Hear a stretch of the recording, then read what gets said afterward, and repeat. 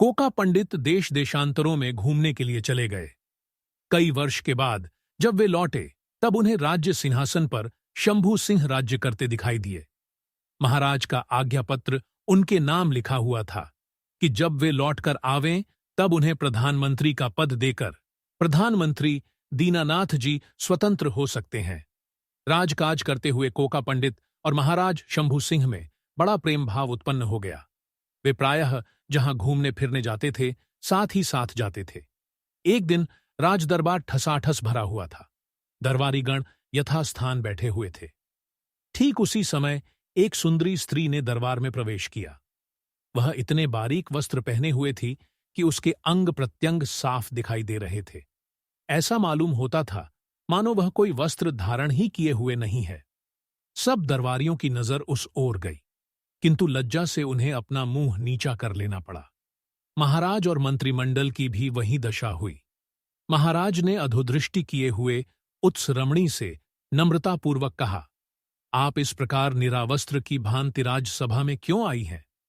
रमणों ने कहा, क्या आप मेरे हाथ में देखते हैं कि मैं क्या लिए हुए हूं?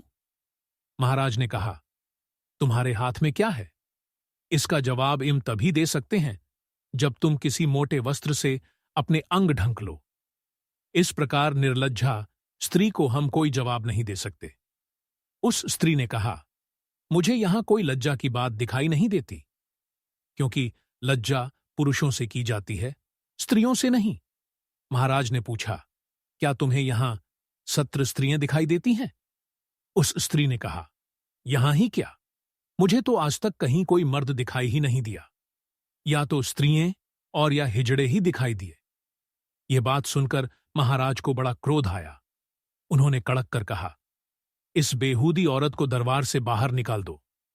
उसी समय प्रधानमंत्री कोका पंडित ने महाराज से नम्रतापूर्वक कहा, राजन, इस प्रकार स्त्री का तिरस्कार राजसभा से करना अच्छा नहीं।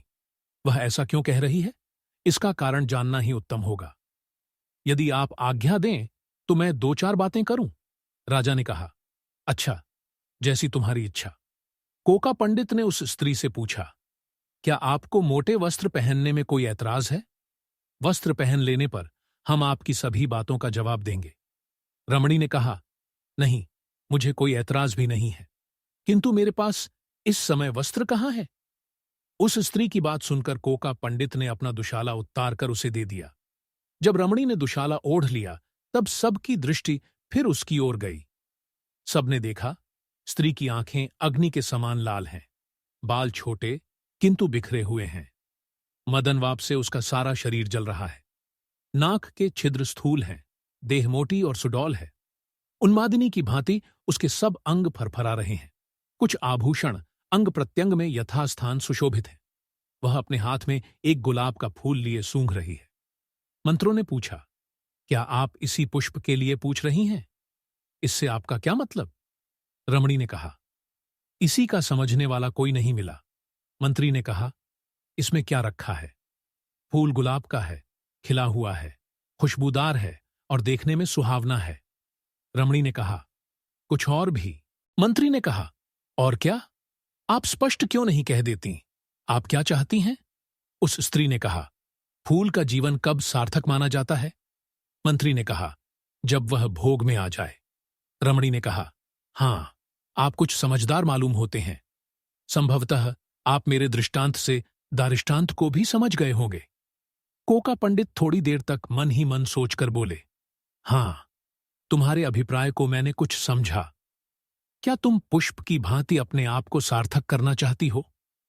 स्त्री ने कुछ जवाब नहीं दिया।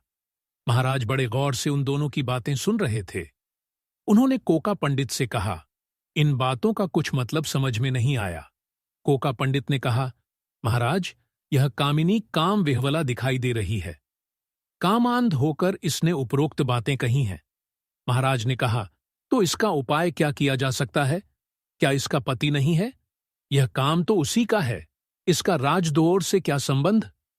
मंत्री ने कहा, आपका कहना सत्य है, किंतु जब उसकी संतुष्टि नहीं होती तब वह राज दरबार में न कहे तो और कहां कहे?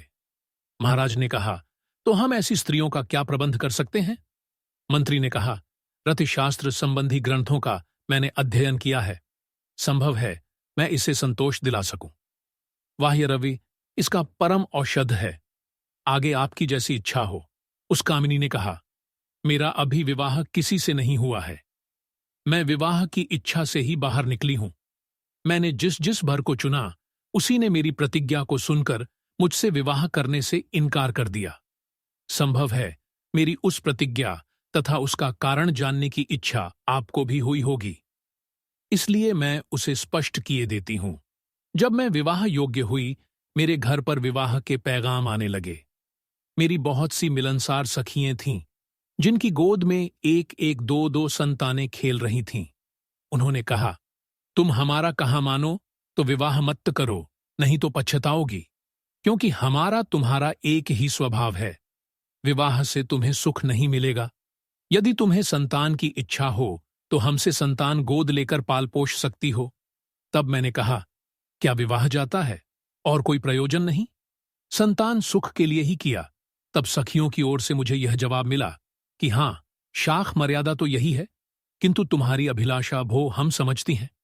धर्म मर्यादा में रहते हुए उसका पूरा होना कठिन है, क्योंकि लिखा है, काम अष्टगुणः स्मृतः, अर्थात स्त्रियों में 8 गुना काम होता है।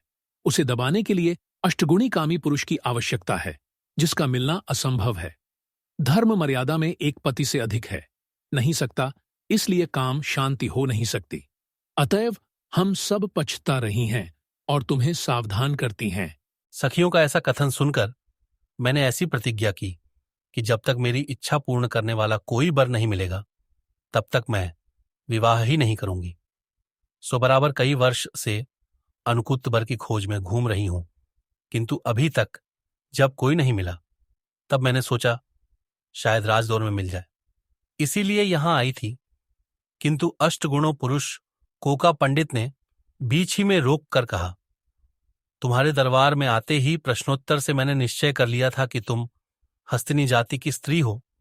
रहा अष्टगुणा कामी पुरुष, सो उसका मिलना नितांत असंभव है। किंतु तुम निराश न हो, तुम्हारी आशा पूरी हो जाएगी। स्त्री की इच्छा पूरी करने के लिए अधिक कामी पुरुष की आवश्यकता नहीं, केवल कुछ क्रियाओं का ज्ञान होना चाहिए।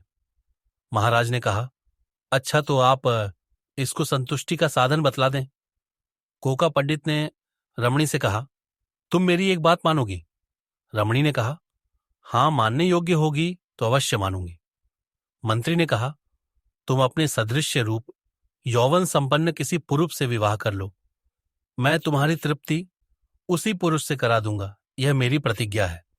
यदि मैं तुम्हारी इच्छा पूरी न करा सकूंगा तो मंत्री पद का त्याग कर दूंगा। मुझे विवाह से पूर्व उस पुरुष को दिखा देना। अस्तु, घर का पत्ता राज दरबार में लिखा दे और घर जाओ। रमणों मंत्री के कथनानुसार दरबार से चली गई।